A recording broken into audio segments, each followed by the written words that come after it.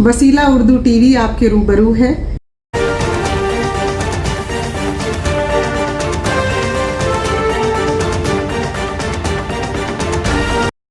दूसरे इजलास में आप तमाम का फिर से एक मरतबा सभी कल्ब से इस्तकबाल करता हूँ। दूसरे इजलास के सदारत के लिए मैं प्रोफेसर अताउल्लाह सजील साहब से मैं दरख्वास्त करता हूँ वो डैश पर तशरीफ़ लाएँ और आपकी सदारत से रौनक रखें।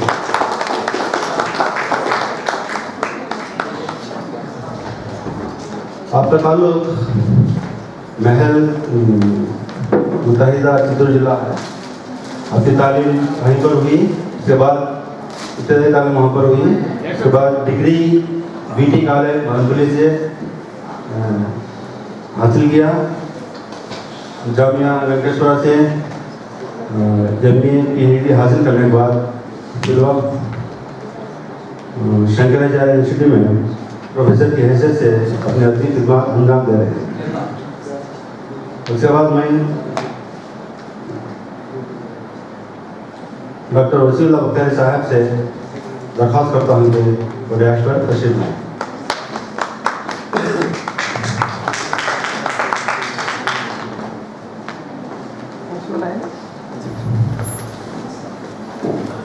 आपका ताल्लुक रेफ्यूजी से है।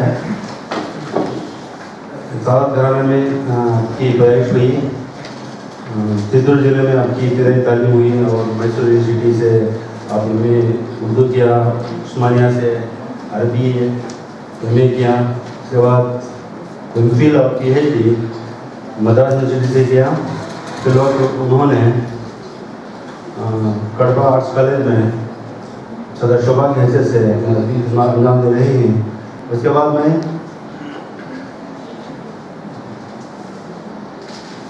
डॉक्टर इकबाल फजल खारी साहब से दरख्वास्त करता हूँ कि वो भी डैश पर तशरीफ लाएँ।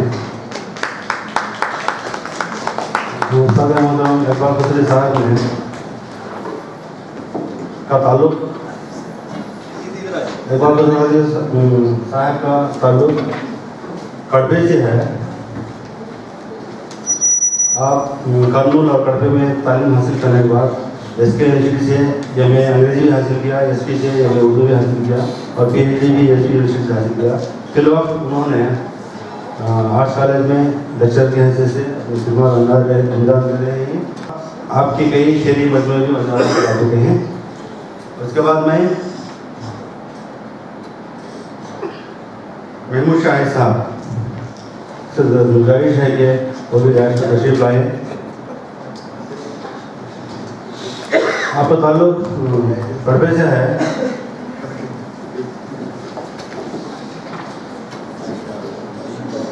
अक्षय महक़क़ मख़ात अफ़सानेगार की हैसियत से अदबी दुनिया में जाने पहचाने जाते हैं।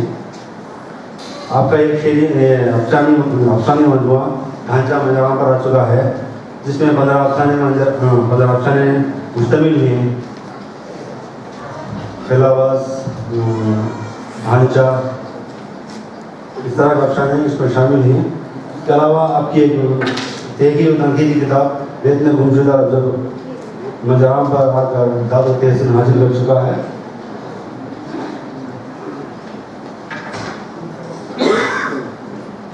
और मैं कार्रवाई आगे बढ़ाने के लिए मैं सदर साहब से दरख्वास्त करता हूँ कि इस दूसरे इजलास की कार्रवाई को आगे बढ़ाएं। मौजूद सामीन हज़रात,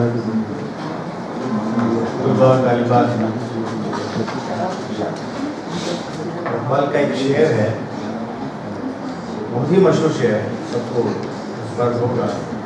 इकबाल बड़ा उपदेशक है, मन बातों में मोह लेता है। गुफ्तार का ये गाजी बन तो गया, किरदार का गाजी बन ना सका। तो इस मौके पर मैं एक गुफ्तारी मेरे नाम पे करते हुए किरदारी को चावली साहब के नाम मंसूब करता हूँ, इसलिए कि एक यूनिवर्सिटी, एक शोबा जो हाल ही में कायम हुआ हो, जिसकी बुनियाद भी तकरीबन नामुमकिन हो, वसाइल भी कम हो, मदद भी किसी भी तरह से शामिल हाल नहीं रही हो, उससे बढ़कर खुद का ताल्लुक उर्दू से कम और साइंस से ज़्यादा हो, तो ये एक तरह के एक ऐसा माहौल है, तूफ़ानी माहौल कह सकते हैं। उसमें उर्दू डिपार्टमेंट को जनूबी हिंदुस्तान में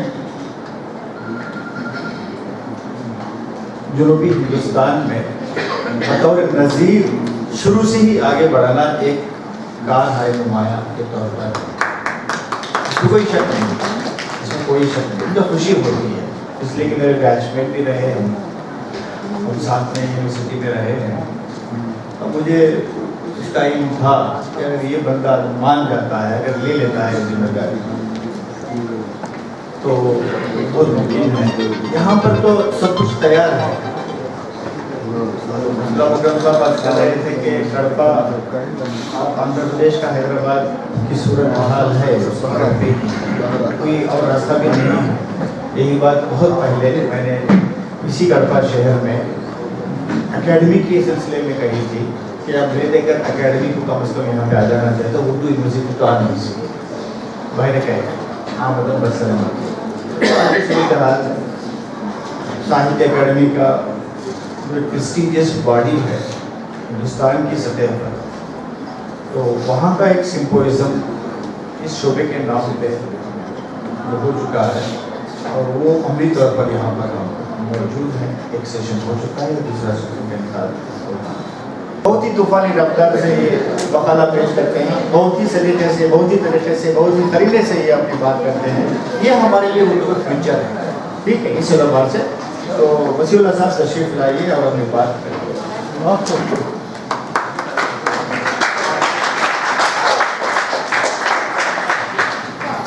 जनाब सदर, मुअज़्ज़ज़ हाज़रीन, मकाला निगार हज़रात, तलबा और तालिबात, तकरीबन 18 मिनट की इब्तिदाई तमहीदी गुफ्तगू के बाद चंद मिनट का मकाला शायद अदम तवाज़ुन का शिकार होगा, लेकिन इसको भी एक अफसाना समझिए, क्योंकि अफसाने में बुनियाद है कहानी और हर इंसान की कई कहानियाँ होती हैं।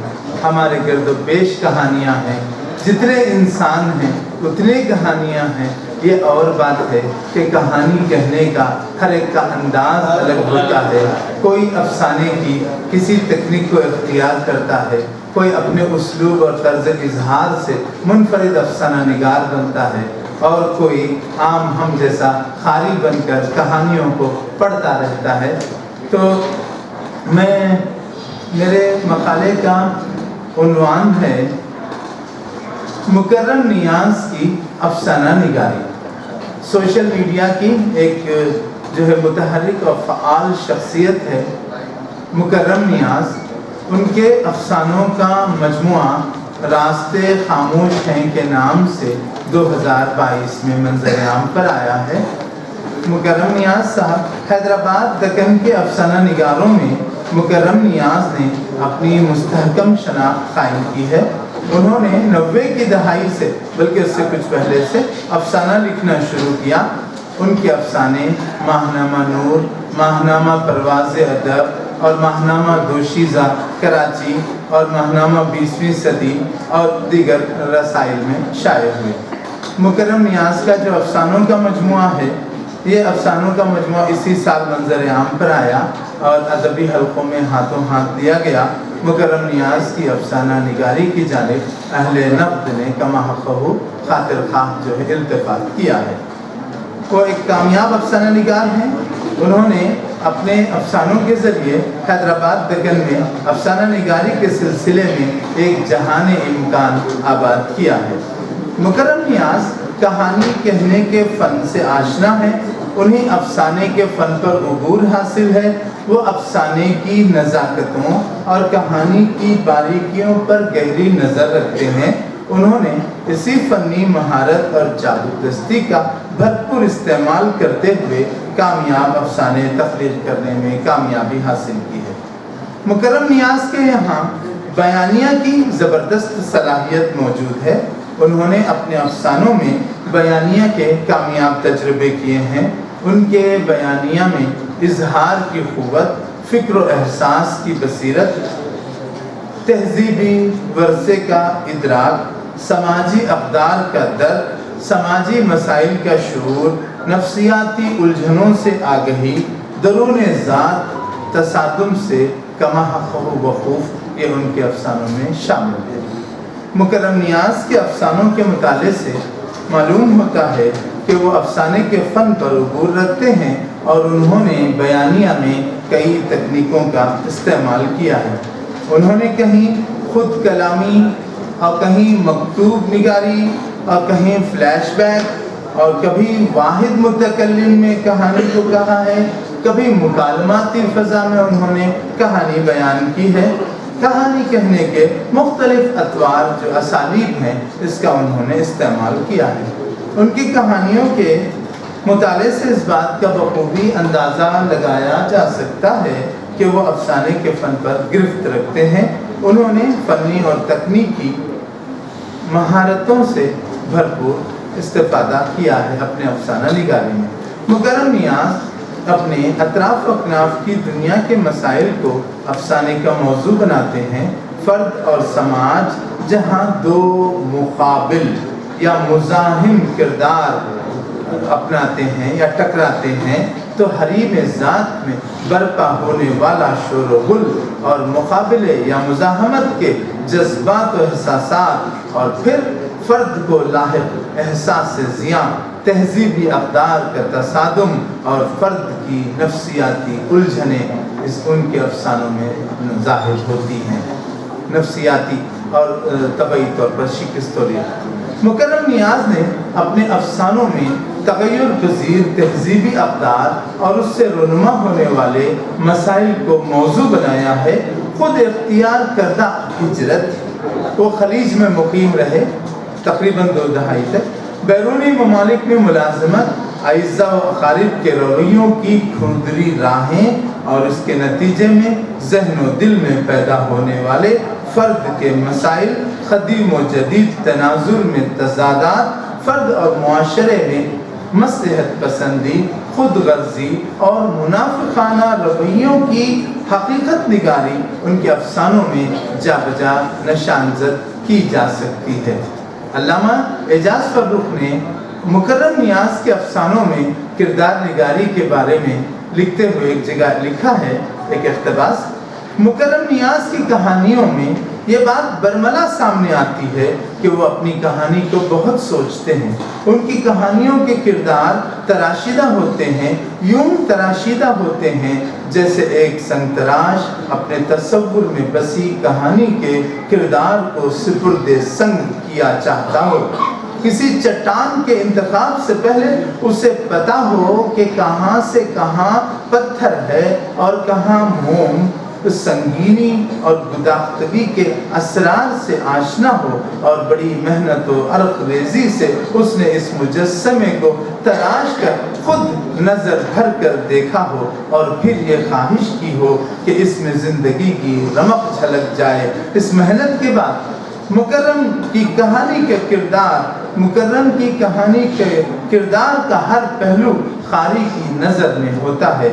ایسا نہیں کہ مجسمہ تو چٹان سے پہلے موجود تھا، سنگ تراش نے اس کے فاضل حصوں کو نکال دیا اور مجسمہ خود جھلک اٹھا۔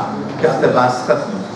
مکرم نیاز کے افسانوں کا جو مجموعہ راستے خاموش ہیں، اس میں کل 13 افسانے شامل ہیں۔ ان افسانوں میں جیسے کہ میں نے عرض کیا، قدیم و جدید اقدار اور افکار و خیالات کے درمیان آویزش اور کشمکش کے مظاہر رونما ہوتے ہیں۔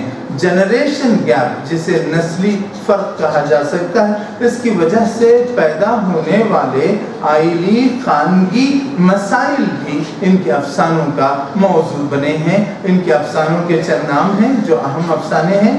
راستے خاموش ہیں، ایک افسانہ ہے جس کا عنوان ہے خلیج، سوکھی باولی، شکست ناتمام زمین اور تیری تلاش میں۔ تیری تلاش میں اس افسانے کا ایک اقتباس مختصر صاحب کی خدمت میں پیش کرتا ہوں۔ اقتباس شروع۔ اب میں نے ایک طویل مسافت طے کرنی ہے، راستے میں مجھے کئی چہرے ملے، وہ سبھی میرے احباب اور اقربا تھے، مگر افسوس کہ ان تمام کی آنکھوں میں بھی اس شے کو نہ پا سکا جس کی مجھے تلاش تھی، ہے اور رہے گی بھی۔ سبھی لوگ اپنے چہرے پر کوئی نہ کوئی خول چڑھائے ملے، میں ضرور دھوکہ کھا جاتا اگر ان کی آنکھیں سچ نہ بول دیتی۔ آنکھوں کو پردے میں چھپایا نہیں جا سکتا، وہ تو وہی کہتی ہیں جو باطن میں چھپا ہوتا ہے، اور جس طرح آنکھیں انسان کے ظاہر کی وفادار نہیں ہوتی، اسی طرح اس وسیع و عریض دنیا میں کوئی کسی کا مخلص نہیں ہوتا، نہ کوئی کسی کا وفادار ہوتا ہے اور نہ ہی کوئی کسی کا رشتہ دار۔ سبھی غرض مند ہوتے ہیں، سبھی ایک دوسرے سے سودا کرتے ہیں، اس ہاتھ دے اس ہاتھ دے۔ اس طرح کے اقتباسات کو میں چھوڑتے ہوئے یہاں پر یہ بتانا چاہتا ہوں کہ مکرم نیاز صاحب کے ان افسانوں میں ایک بات جو محسوس کی جا سکتی ہے وہ یہ ہے کہ ان کے یہاں نظریہ حیات اور فلسفہ زندگی کا بہت زیادہ اظہار ملتا ہے، حالانکہ یہ افسانوں کے بجائے ناول میں ناول نگار اس چیز کو اختیار کرتے ہیں۔ وہ جگہ جگہ فلسفی بن کر اپنے خیالات اور افکار اور نظریات اور فلسفے کو بیان کرنے کی کوشش کرتے ہیں۔ ان کے کئی افسانوں میں اس بات کو محسوس کیا جا سکتا ہے، جیسے میں نے کہا خلیج ایک افسانہ ہے، اس کا مرکزی کردار ایک طالبہ ہے جو کہ ایک طوائف ہے، اور اس طوائف کے ساتھ ایک تکونی کہانی کو انہوں نے آگے بڑھایا ہے۔ مکرم نیاز کے یہاں زبان اور بیان کی بڑی لطافت اور بہت ہی ششتہ اور شائستہ زبان ملتی ہے۔ علامہ اعجاز فروغ صاحب نے کہا کہ مکرم نیاز کے یہاں الفاظ کو برتنے کا سلیقہ ہے، اور کیوں نہ ہو، مکرم اس ہنر سے بخوبی آشنا ہے۔ ان کو یہ ورثہ وراثت میں ملا ہے کہ ان کے والد رؤوف خلش وہ خود بھی ایک ادیب اور شاعر تھے۔ تو یہاں میں یہ کہنا چاہتا ہوں کہ مکرم نیاز کے افسانوں میں علامت نگاری بھی ملتی ہے، لیکن ان کے یہاں علامتیں محض علامت کی سطح پر نہیں ہوتی، وہ علامتیں اجاگر ہو جاتی ہیں اپنے تلازموں کے ذریعے۔ قاری کے لیے یہ منکشف ہو جاتا ہے کہ یہ کوئی تجرید نہیں ہے۔ انہوں نے مکرم نیاز نے اپنے افسانوں میں علامت نگاری کو تجرید سے محفوظ رکھا ہے، انہوں نے تجرید سے گریز کیا ہے۔ ان کے یہاں ابہام بھی نہیں ملتا، انہوں نے حتی المقدور احتیاط کی ہے کہ ان کے افسانوں میں اور ان کے بیانیہ میں ابہام در نہ آئے۔ انہوں نے ایک افسانوں کا ایک پلیٹ فارم ہے، میں یہاں یہ عرض کر کے اپنی بات کو ختم کروں۔ فیس بک پر جیسے کہ ہمارے محترم پروفیسر سید فضل اللہ مکرم صاحب بخوبی واقف ہیں، عالمی افسانہ فورم ہے فیس بک کا، ہر افسانہ نگار اس پہ افسانہ پیش کرتا ہے، شاہد صاحب بھی جانتے ہیں اس فورم پہ ہیں، تو ہر افسانہ نگار اپنے نام کے بغیر اس میں افسانہ پیش کیا جاتا ہے۔ اس پر ناقدین اور جو قارئین ہیں وہ اپنی آرا دیتے ہیں، اور ان میں افسانوں پر صاف کھل کر گفتگو ہوتی ہے، کیونکہ افسانہ نگار کا نام بتایا نہیں جاتا، پھر بعد میں معلوم ہوتا ہے۔ تو مکرم نیاز صاحب نے اپنے افسانے اس فورم پہ پیش کیے، تو وہاں پر ناقدین نے جو تجزیہ کیا، بہت سارے لوگوں نے تجزیہ کیا ان کے افسانے خلیج پر۔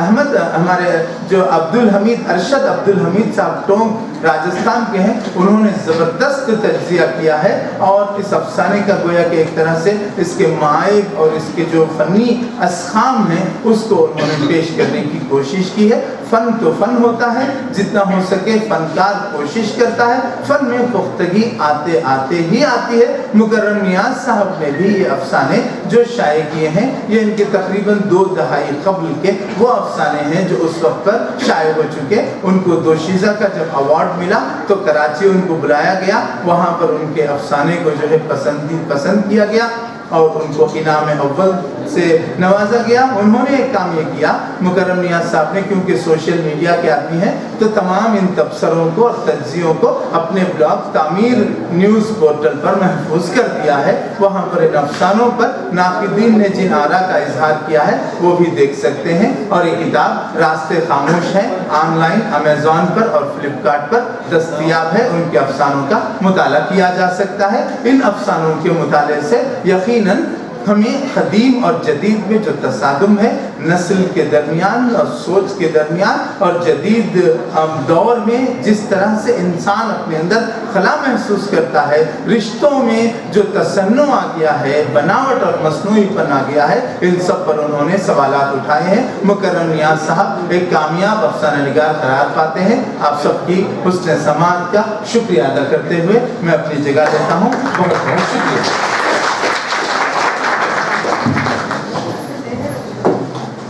خوبی یہ تھی کہ ایک نوجوان افسانہ نگار پر ایک نوجوان ادیب کی وہ تحریر تھی، وہ اس کی خوبی تھی۔ اتفاق سے ابھی وسیلہ صاحب کے بارے میں نے بتایا تو میں مکرم نیاز صاحب کے بارے میں بتاؤں کہ ان کے والد محترم کا نام رؤف خلیش آندھرا پردیش میں اردو نظم کرتا تھا 1936 کے بعد۔ اس پہ میں نے پی ایچ ڈی کی تھی اور 94 میں میں حیدرآباد میں 21 دن ایک آٹو ہائر کر کے رہا تھا اور وہاں پر رؤف خلیش کے گھر پہ میں گیا ہوا تھا اور وہاں پر غالباً یہی صاحب تھے، چھوٹے ہیں یا بڑے ہیں، تو انہوں نے ان کے والد محترم سے ملوایا تھا۔ میں بھی اردو سے دلچسپی رکھتا ہوں، یہ بات کہی کہ غالباً یہ وہی صاحب ہیں، یہ چھوٹے بھائی بہرحال اس کا تو ہے، تو اس پہ تفصیل سے ہم بات کریں گے۔ تو اس نوجوان ادیب کے تجزیے کے بعد نوجوان افسانہ نگار پر میں التماس کروں گا ہمارے انٹلیکچوئل جو حیثیت رکھتے ہیں خسرو صاحب تشریف لائے۔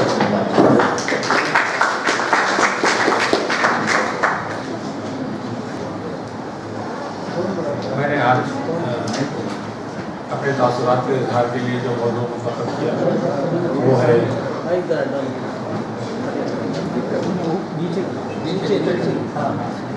اقبال متین کے نسوانی کردار، کچھ منفی کچھ مثبت۔ اقبال متین آپ لوگ جانتے ہیں شعراء پاک افسانہ نگار، ان کا مختصر سا تعارف یہ ہے کہ نام ان کا سید نصیر الدین، ان کے والد سید عبدالحامد ناصر سلطنت عاشقہ میں تعلق دار میں عہدے پر فائز تھے۔ خاندانی ماحول جاگیرداری نظام کا، لیکن اقبال متین نے جاگیرداری نظام کا عروج بھی دیکھا ہے اور سوال بھی، لیکن جو مثبت باتیں جاگیرداری نظام کے ساتھ تھیں وہ عزتداری، خلوص، ہمدردی، یہ تمام چیزیں خود اقبال متین میں بھی تھیں اور ان تحریروں میں بھی نظر آتی ہیں۔ اقبال متین نوجوانی میں ہی اشتراکی اثرات انہوں نے قبول کیے، اردو مجدین کے شاگرد رہے ہیں۔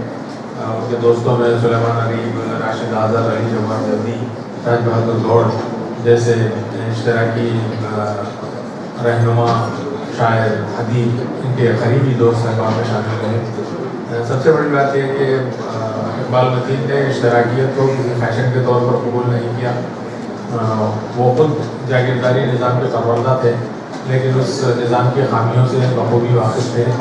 انہوں نے اس نظام کی خوبیوں کو اختیار کیا، ان کو اپنے آپ میں جذب کیا، اپنی تحریروں میں بھی جذب کیا۔ صرف یہ الزام لگا دینا کافی نہیں ہے کہ جاگیرداری نظام جو کچھ بھی تھا وہ پورے کا پورا نگیٹو ہی تھا۔ جاگیرداری نظام میں جہاں 100 باتیں غلط تھیں وہاں 2-3 باتیں اچھی بھی تھیں۔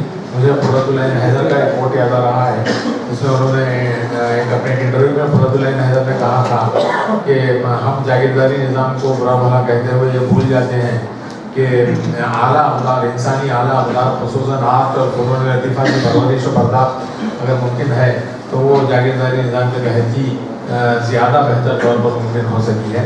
اس بات سے بھی ہمیں انکار نہیں کرنا چاہیے۔ اب آتا ہوں موضوع کی طرف۔ اقبال متین کے افسانوں کے بارے میں، افسانوں میں ان کے کرداروں کے بارے میں عام طور پر کئی نقاد حضرات نے یہ اعتراف کیا ہے کہ اقبال متین کے افسانوں کے کردار زیادہ تر خود ان کے اپنے گھر والے، ان کے دوست، ان کے احباب، ان کے ہم منصب ساتھی اور ان کے دشمن بھی ہوتے ہیں۔ تو اقبال متین نے کسی کردار کے ساتھ کوئی ناانصافی نہیں کی، جو جتنا برا ہے اس کو اتنا ہی برا پیش کیا، خود اپنی برائیوں کو بھی چن چن کر پیش کیا ہے۔ لیکن یہ بات جو کامیابی کی ضامن ہوتی ہے کسی بھی تخلیق میں، وہ ڈیٹیچمنٹ، لا تعلقی سے، جس لا تعلقی لیکن بے رحمی کے ساتھ جس طرح وہ اپنے کردار کا تجزیہ کرتے ہیں، اس کے منفی اور مثبت پہلوؤں کو جو اجاگر کرتے ہیں، یہ بات اقبال متین کے افسانوں میں مجھے سب سے زیادہ پسند آئی۔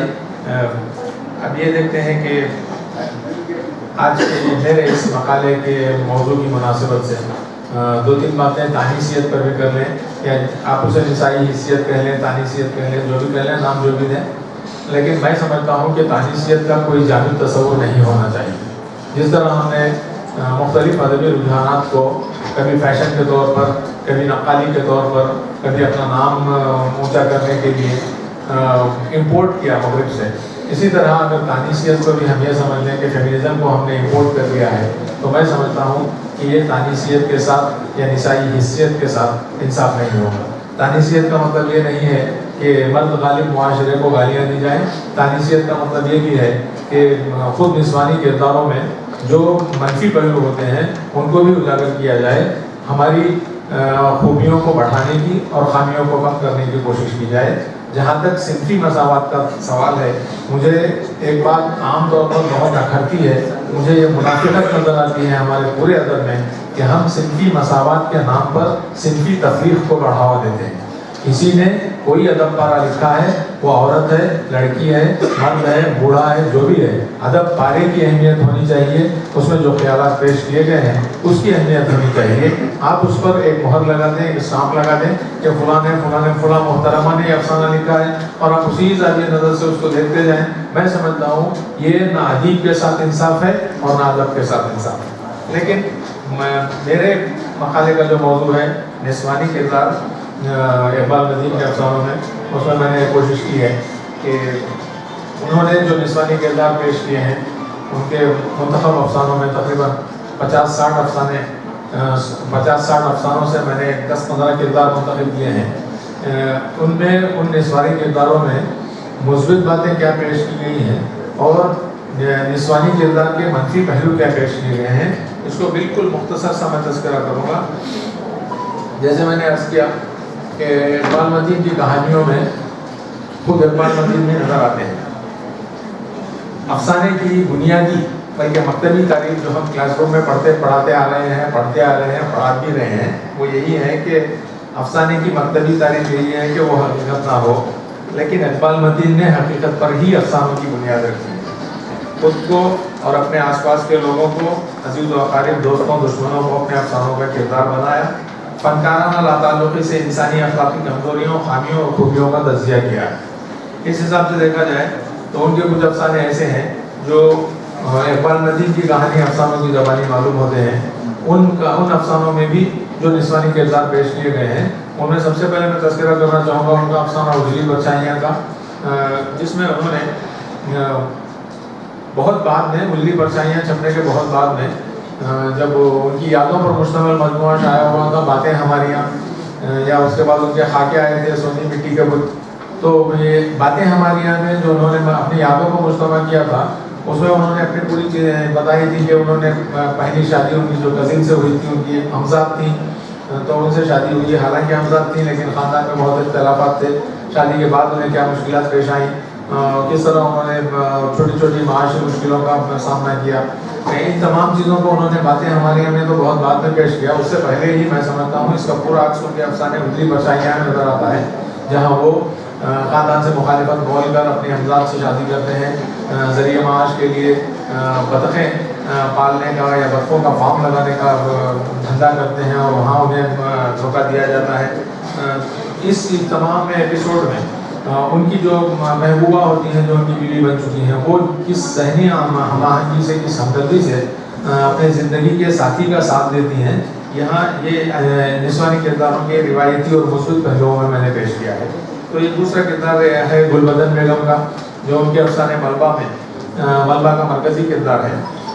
گلبدن بیگم، ان کے شوہر سرفراز علی ایک وہی نام نہاد جاگیردارانہ نظام کے پروردہ، ایک نواب صاحب کے ملازم، جو نواب صاحب کے لیے، نواب صاحب کے حرم میں اضافے کے لیے اپنی کوششیں کرتے رہتے ہیں۔ اتفاق یہ ہوتا ہے کہ نواب صاحب کو خود کی سرفراز علی کی اہلیہ پر ہی نواب صاحب کی طبیعت آ جاتی ہے، تو سرفراز علی کی اہلیہ جو گلبدن بیگم ہے وہ نواب صاحب کے حرم میں داخل ہو جاتی ہیں، सरफराज अली, यहाँ इंसानी नफ्सियात का बड़ा अजीब पहलू इकबाल मतीन ने पेश किया कि सरफराज अली की वफादारी इस हद तक पहुँच चुकी होती है कि वो अपने दिल पर जबर करके अपनी महबूबा जैसी बीवी से भी हाथ धो लेते हैं और महल छोड़कर निकल जाते हैं।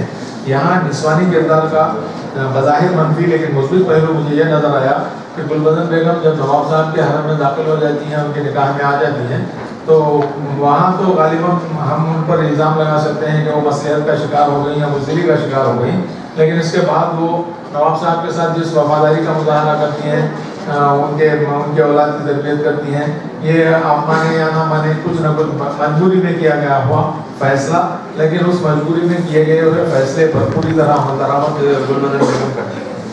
उसके बाद एक और किरदार है जहाँ पर औरत के किरदार में जो फितरी तौर पर हमदर्दी क्या कहिए उसको जहनी हम आहंगी होती है, समझदारी का जज्बा होता है, कॉम्प्रोमाइज़ का जज्बा होता है, जिसकी वजह से ख़ानदान बनते हैं, तो ये बहुत अच्छी खुसूसियात मैं पहले हिस्से में अच्छी मुस्बित खुसूसियात वाले किरदार पेश कर रहा हूँ।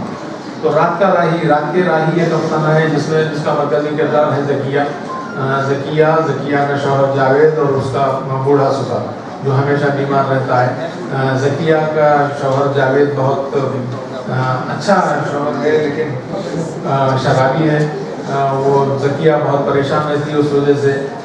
उनको उनके बूढ़े सुसर साहब बहुत मोहब्बत करते हैं, लेकिन बेटे और बहू की जो इंटीमेट रिलेशनशिप होती है उसमें गैर इरादी तौर पर मुखाल होने की कोशिश करते हैं। तो इस वजह से ज़किया अपने सुसर की खिदमत करने के बावजूद उसके दिल में अपने सुसर के लिए क्या मुकाम होता है, इसका बहुत अच्छा तज़किया उन्होंने रात के राही में किया है।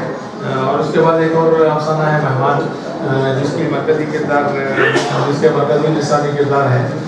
उनकी एक सहेली होती है शिफी के नाम से, और पहले तो बहुत इसरार से अपनी सहेली की शादी करवाती हैं अपने भाई से, और 4-5 साल तक जब औलाद नहीं होती भाई के, तो यही शिफी जो अपने किरदार के पहले पार्ट में बहुत पॉजिटिव नज़र आती हैं, अपनी भाभी पर वारे न्यारे जाती हैं, उनकी नज़रें तब्दील हो जाती हैं। वो अपनी भाभी पर बांझपन का इल्ज़ाम लगाते हुए अपने भाई को मजबूर करती हैं दूसरी शादी पर।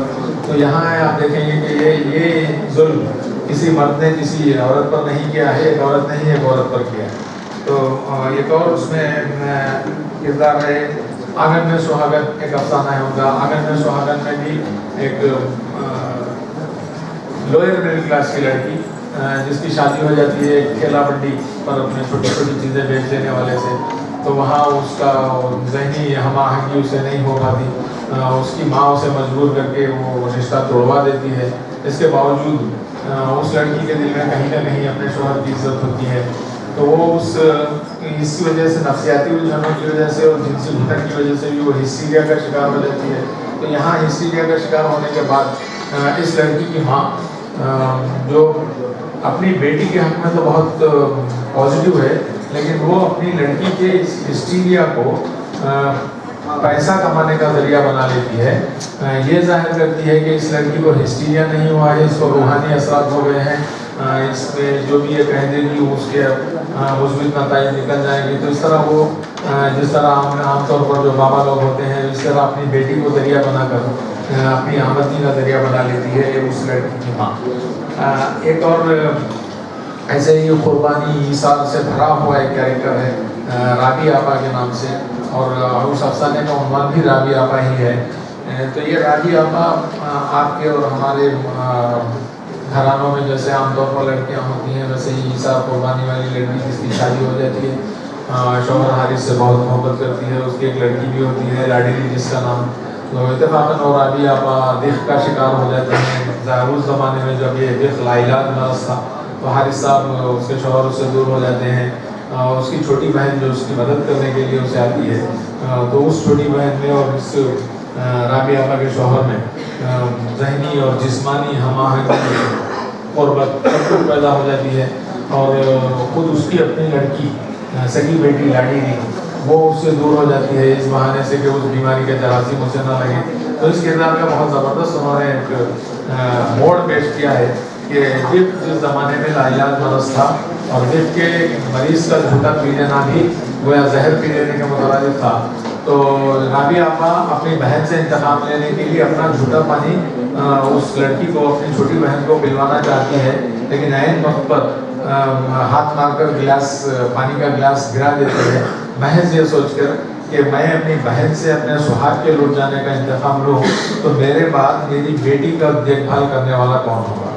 تو یہ نگیٹو اور پازیٹیو کا بہت اچھا مجموعہ انہوں نے اس کردار میں, رابعہ آپا کے کردار میں پیش کیا ہے. اب آئیے کچھ ایسے کردار دیکھتے ہیں جس میں ظاہر تو یہ روایتی کردار نہیں ہے, اس میں ایسے نسوانی کردار پیش کیے گئے ہیں جنہیں آپ ہمارے لگے بندھے سماجی, اخلاقی, مذہبی اصولوں کے مطابق بد چلن کہہ سکتے ہیں, آوارہ کہہ سکتے ہیں, جو بھی آپ کا دل چاہے کہہ لیں, لیکن یہ بھی انسانی کردار کا ایک پہلو ہے, نسوانی کردار کا بھی پہلو ہے.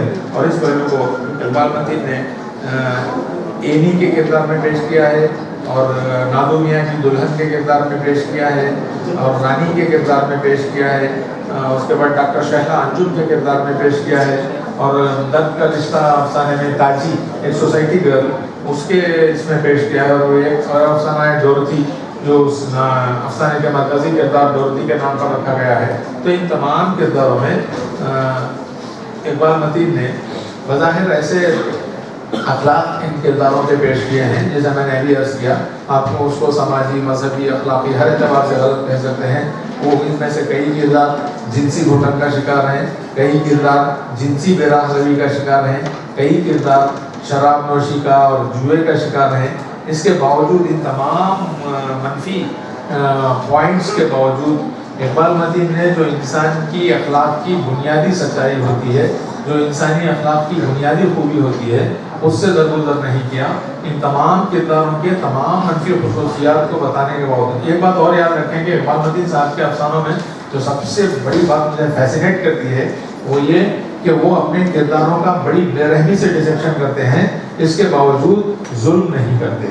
ہمیں ان کے کردار کی خامیاں جاننے کے باوجود بھی اس کردار سے نفرت نہیں ہوتی, اس کردار سے ہمدردی کا احساس ہوتا ہے. اور میں سمجھتا ہوں کہ اقبال متین جیسے بزرگ فنکار نے یہ جو کارنامہ انجام دیا اپنے افسانوں میں کردار سازی کرتے ہوئے, اسے ہمیں سراہنا بھی چاہیے, اور ہمارے جو نئی نسل کے افسانہ نگار ہیں وہ اس کو اختیار کر سکیں, اس کو آگے بڑھا سکیں, تو یہ بھی بہت ہی اچھا ہوگا. اس میں خصوصاً ان کا ایک افسانہ بہت مشہور ہوا تھا گریو یارڈ کے نام سے. گریو یارڈ میں کا جو مرکزی کردار ہے اینی, یہ اینی بروج اور ہارڈنگ تین کا مثلث ہے. بروج اور ہارڈنگ دونوں دوست ہیں. اینی دونوں دوستوں کی مشترکہ محبوبہ ہے, لیکن ہارڈنگ کبھی اپنے خیالات کا, اپنی محبت کا اظہار نہیں کرتا. بروج اور اینی خفیہ طور پر شادی کر لیتے ہیں, 7-8 دن بعد دوستوں کو پتہ چلتا ہے ایسا ہوا ہے. تو ہارڈنگ دل برداشتگی میں اس کو اینی کے شوہر کو اپنی موٹر سائیکل پر بٹھاتا ہے, اس کے ساتھ یہ افسانے کا واحد متکلم جو ہے وہ اینی کے ساتھ اپنے اسکوٹر پر بیٹھتا ہے. راستے میں جانتے بوجھتے ہارڈنگ ایک ایسا ایکسیڈنٹ کر دیتا ہے جس کی وجہ سے ہارڈنگ کی اور بروج کی دونوں کی موت ہو جاتی ہے. اور افسانہ جب اختتام پر آتا ہے تو وہاں یہ جو افسانے کا واحد متکلم ہے وہ دیکھتا ہے کہ اینی عیسائیوں کے قبرستان میں ایک مزار پر بہت اشکبار ہے, موم بتی جلا رہی ہے, شمع جلا رہی ہے. تو یہ افسانے کا واحد متکلم اینی سے یہ کہتا ہے کہ اینی یہ جس مزار پر تم آنسو بہا رہی ہو, موم بتی جلا رہی ہو, یہ تمہارے شوہر بروج کی نہیں ہارڈنگ کی خبر ہے. اس کے باوجود بھی اینی اسی مزار پر ٹہری رہتی ہے, اسی مزار پر آنسو بہاتی رہتی ہے. یہ ایک بڑا زبردست انہوں نے کمپلیکس کردار اینی کے روپ میں پیش کیا تھا.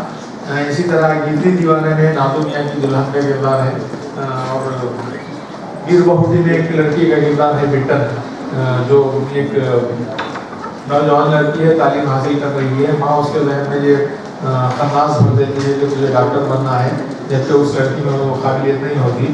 لڑکی کا باپ یہ جانتا ہے کہ اس کی لڑکی میں کیا قابلیت ہوتی ہے, لیکن لڑکی کے باپ کو بہت دبا کر رکھا جاتا ہے. اس کی ماں کا ہائی ہینڈیڈنس اس میں ہوتا ہے. تو لڑکی جانتی ہے کہ میرا صحیح دوست, میرا سچا ہمدرد تو میرا باپ ہے. میری ماں صرف اپنی جاہلانہ محبت میں مجھے برباد کر رہی ہے, اس کے باوجود بھی وہ کوئی زبان نہیں کھول سکتی. اس کے باوجود بھی وہ زبان نہیں کھولتی اپنے کیریئر کو بنانے میں یا بگاڑنے میں. ایک اور جو کمپلیکس کردار انہوں نے پیش کیا ماں افسانے میں, اس کا مرکزی کردار ہے ڈاکٹر شہلا انجم. ڈاکٹر شہلا انجم ایک پرائیویٹ ہاسپٹل چلاتی ہیں, ان کے معاون ہوتے ہیں جو افسانے کا واحد متکلم ہے. تو شہلا انجم اس افسانے کے یہ جو واحد متکلم ہے اسے اتنی متاثر ہو جاتی ہیں کہ ان میں تعلقات بھی پیدا ہو جاتے ہیں اور وہ امید سے بھی ہو جاتے ہیں. اسی دوران ان کی منگنی ہو چکی ہوتی ہے ڈاکٹر شہلا انجم کی. تو شہلا انجم بڑے انقلابی قسم کے جذبات کا اظہار کرتے ہوئے یہ کہتی ہیں کہ منگنی ہو گئی تو ہو گئی, کچھ بھی ہو جائے میں تمہارے بچے کو میں جنم دوں گی. یہ واحد متکلم انہوں سمجھاتا ہے اس طریقے سے اس طریقے سے اونچ چیز سمجھاتا ہے, لیکن انہیں وہ اس پر دھیان نہیں دیتی. جب واحد متکلم اس پوائنٹ کا اظہار کرتا ہے کہ اس وجہ سے تمہارے ہاسپٹل کی بدنامی ہو جائے گی اور تمہاری ہاسپٹل کا چلنا مشکل ہو جائے گا, تب یکایک شہلا انجم اپنا فیصلہ دیتی ہے کہ میں تمہارے بچے کی ماں نہیں بولوں گی. تو یہاں عورت کبھی کبھی جذبات کے جوش میں اپنی پہلی محبت کو چاہے جائز ہو یا ناجائز ہو بچانے کے لیے کس حد تک جا سکتی ہے, اور جب محبت کو دولت کی ترازو میں تولتی ہے تو اس محبت کا گلا گھونٹنے میں کس حد تک جا سکتی ہے. دونوں مثبت اور منفی کرداروں کو غیاث متین نے اقبال متین نے اپنے ان افسانوں میں پیش کیا. ویسے جیسے میں نے عرض کیا کہ اقبال متین کے ہر افسانے میں کردار نظر آئیں گے اور کردار سازی کرداروں کی تشکیل اتنی بہترین ہوگی کہ آپ ان کی کمزوریوں سے واقف ہونے کے باوجود بھی ان کرداروں سے نفرت نہیں کریں گے, ان سے ہمدردی کریں گے. اتنی سی مختصر بات عرض کرنے کے بعد اجازت چاہوں گا. خدا اسی کرتے میں جماعت جاوید صاحب بھی تشریف لائے تھے اور ایک نشست کہی ہوئی تھی کسی جگہ پہ.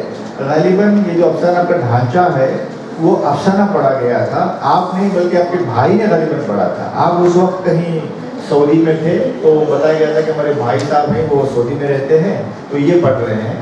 تو اس وقت وہ عجیب افسانہ مجھے لگا تھا, ڈھانچہ ایسے کچھ ہڈیاں ہیں بکھر گئی ہیں یہ ہے. تو ہم نئے طالب علم معاملوں کی طرح تھے اس ٹائم پہ مجھے لگا کہ ہڈیاں کیا ایسا اردو میں غالب مجھے پڑھنے آیا تو سمجھ میں نہیں آئی تھی بات. یہ بھی نوسٹالجیا کے بتایا کہ اب اسی کے ڈھانچے کے لکھنے والے شاہد محمد شاہد صاحب ٹھیک ہے یہاں پر براہ راست یہاں پر موجود ہیں. اب یہ اعزاز حاصل ہو رہا ہے کہ صاحب وہ پڑھیں گے اور ہم سنیں گے بھی, اور یہ بات ہے. میرے مقالے کا مضمون ہے مظہر الزمان خان اپنے اسلوب اور اپنی فکر کا تنہا افسانہ نگار.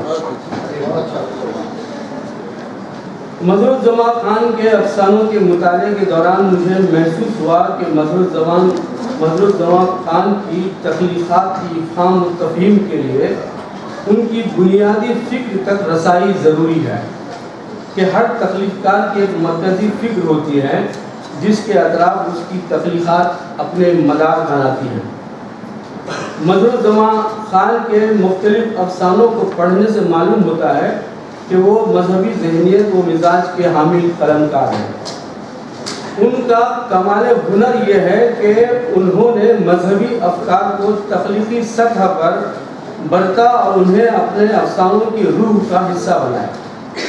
قابل غور نقطہ یہ ہے کہ انہوں نے مذہبی افکار و ادبی اقدار کے درمیان ایک واضح لکیر کھینچی ہے اور اپنے افسانوں کو تبلیغ و تشہیر کا ذریعہ بننے نہیں دیا. وہ ایک ذہین افسانہ نگار ہیں اور انہیں مذہب اور ادب کی حدود کا بخوبی علم ہے. مظہر الزمان خان نے اپنے افسانوں میں خدا کے وجود, قدرت کی کرشمہ سازیاں, انبیاء کے نزول, اماموں کی شہادت, اولیاء کی اہمیت کا تذکرہ نہایت بلیغ و فکر انگیز پیرائے میں کیا ہے. آدم و حوا کے خاکی جسم و مسترب روح پر سے پردہ اٹھایا ہے. دجال کی سازشوں اور پرفریب جالوں سے متنبہ کیا ہے. قیامت کی تباہ کاریوں سے آگاہ کیا. ان کی تخلیقیت کا نمایاں پہلو یہ ہے کہ انہوں نے اوصاف کے ذریعے کردار سازی کی ہے اور کرداروں کو علائم میں تبدیل کر دیا ہے. ان کے افسانوں کا انسان بے سمتی و بے جہتی کا شکار ہے. اپنے ناعاقبت اندیش اعمال کی وجہ سے خسارے میں مبتلا ہے. اپنی نادانیوں اور بے وقوفی کے سبب استحصالی طاقتوں کے جال میں پھنسا ہوا ہے. اس کا جسم زخمی ہے, اس کا ذہن پراگندہ ہے، اس کی فکر تقریبی مزاج کی حامل ہے، انسان باہم دست و گریبان ہے، ایک قوم دوسری قوم کے مد مقابل ہے، ایک مذہب دوسرے مذہب کی تکذیب کرتا ہے، مذہب ڈھونگ، ملا فریبی، پجاری دھوکہ باز اور عبادتیں نمائش ہیں۔ سیاست نے انسانی قدروں کو پامال کر دیا ہے، زندگی کے ہر شعبے کو متاثر کیا ہے اور سرمایہ دارانہ نظام نے دنیا کو بازار میں تبدیل کر دیا ہے۔ انسان آنکھ رکھتے ہوئے اندھا ہے، کان رکھتے ہوئے بہرا ہے، زبان رکھتے ہوئے گونگا ہے، عقل رکھتے ہوئے عقل سے عاری ہے، علم رکھتے ہوئے جاہل ہے، چہرہ رکھتے ہوئے بے چہرگی کا شکار ہے، دست و پا رکھتے ہوئے معذور و اپاہج ہے، وہ اپنے ہوش و حواس کھو بیٹھا ہے، نیند کے عالم میں ہے اور نیند ہی اس کا مقدر ہے۔ مظہر الزمان خان نے اپنے افسانوں میں انسان کی جبلت اور فطرت کا باریک بینی سے مشاہدہ کیا ہے اور متاثر کن پیرائے میں بیان کیا ہے۔ ان کے خیال میں نئی نسل مستعار اور مصنوعی ذہانت سے کام لے رہی ہے، زندگی کی سچائیوں اور اس کے حقیقی تقاضوں کو سمجھنے کی اس کے پاس اپنی عقل و دانش نہیں ہے۔ سائنسی ایجادات کے نام پر نئی نسل کے ہاتھوں میں ڈیجیٹل کھلونے تھما دیے گئے ہیں، جسے ترقی سمجھا جا رہا ہے، وہ دراصل انسان کا زوال ہے۔ تاریخ میں رونما ہونے والی جنگوں، بالخصوص دوسری جنگ عظیم اور تیسری جنگ عظیم کے امکانات نے انسانی حیات کا شیرازہ بکھیر دیا ہے۔ خدا کا تصور، مذہب کی اہمیت، اخلاقی اقدار، سیاسی نظام، معاشی اصول، انسان کی حیثیت، زمین کی سالمیت، سب سوالات کے نشانے پر آ گئے۔ انسان ایک مرتبہ پھر ناامیدی، یاسیت اور تنہائی کے حصار میں آ گیا۔ زندگی اپنی معنویت کھو چکی۔ اس صورتحال کے بطن سے مظہر الزمان خان کا افسانہ پیدا ہوتا ہے اور انسان کی امید، حوصلے اور حیات نو کی علامت بن کر ابھرتا ہے۔ آخری سانس لیتے ہوئے اس عہد کو معبر، رفوگر اور نجات دہندے کی آمد کی بشارت دیتا ہے۔ مظہر الزمان خان کے قلم کی پشت پر جو ذہانت، یہ پیراگراف ذرا قابل غور ہے، مظہر الزمان خان کے قلم کی پشت پر جو ذہانت، عرفان و آگہی، علم و دانش مندی، فہم و فراست اور شعور و احساس کارفرما ہے، ان کا ماخذ قرآنی آیات، احادیث، فصوص الحکم، قصص الانبیاء اور نہج البلاغہ ہیں۔ یہ وہ روحانی چراغ ہیں جن سے مظہر الزمان خان نے اپنے تخلیقی چراغ روشن کیے ہیں۔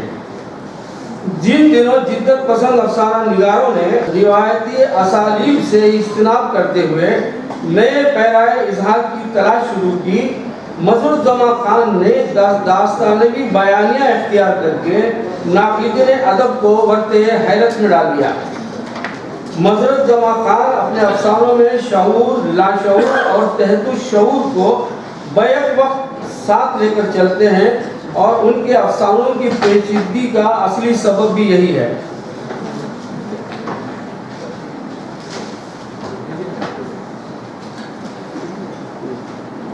ان کا قلم کسی ایک خیال، کسی ایک منظر، کسی ایک علاقے پر نہیں ٹھہرتا، بلکہ مسلسل کروٹ لیتا ہوا کائنات، زندگی اور انسانی مسائل کی گہریں کھولتا ہے اور رواں رہتا ہے۔ ان کے انداز تحریر کے دو کلیدی الفاظ ہیں۔ ایک لفظ ہے حرف عطف اور دوسرا لفظ ہے کاف بیانیہ کے۔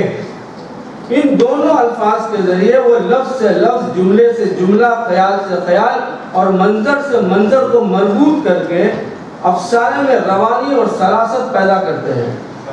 مظہر الزمان خان کے افسانے نہ تو علامتی ہیں، نہ تجریدی ہیں اور نہ تمثیلی ہیں۔ انہوں نے افسانے کی دنیا میں اظہار کی ایک نئی جہت کو متعارف کرایا ہے اور وہ اپنے اسلوب میں تنہا ہے۔ मजरूर जमा खान और मुझ में एक शय मुश्तरक है और वो है इंसान के तय बेपनाह हमदर्दी और ज़मीन की सालिमियत की फिक्रमंदी। मजरूर जमा खान के अफसानों के मजमूए हस्ब ज़ैल है। हारा हुआ परिंदा, आखिरी ज़मीन, आखिरी दास्तान को, शोरीदा ज़मीन पर दम बखुद शजर, इस आबाद बयाबा में आखिरी दास्तान को, उदास नस्लों का आखिरी सफ़र, खौफ के हिसार में शूरा पुश्तों की आमादा। शुक्रिया।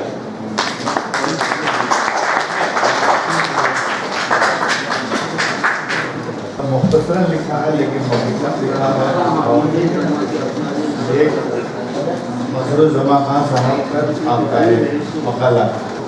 इस मकाले की खुसूसियत मुझे ये नजर आई, मैं खुश भी था अंदर से। अल्लाह करे ये शुरुआत को आपके ख्याल के बदलने की कि मजरूर जमा खान जो मजहब को लेकर चलते हैं उस पर एक ऐसा बंदा लिख रहा है जो मजहब से मफर चाहता है, दूर भागता है। तो कहीं तो ये शुरुआत के तौर पर ही सही के बाद आगे बढ़े, उस एतबार से मुझे मैं अंदर से खुश था। लेकिन जब अल्फाज आगे आगे आते गए तो मैंने बताया कि वो आप दोबारा ये शाहिद महमूद शाहिद जाग गया है।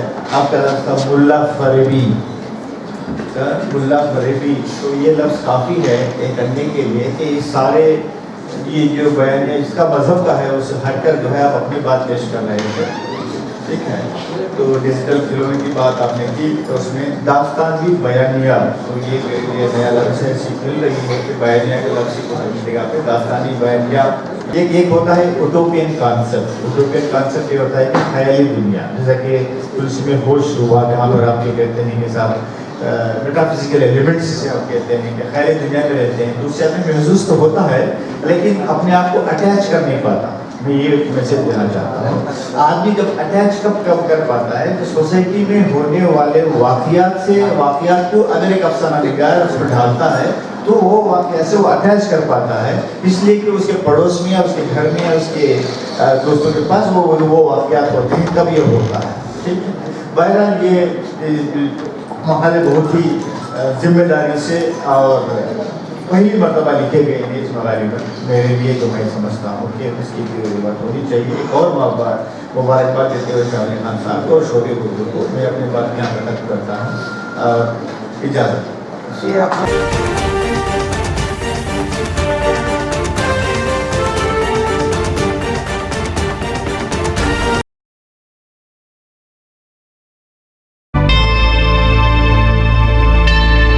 Subscribe to my channel and also press this bell icon so you can get latest video notifications.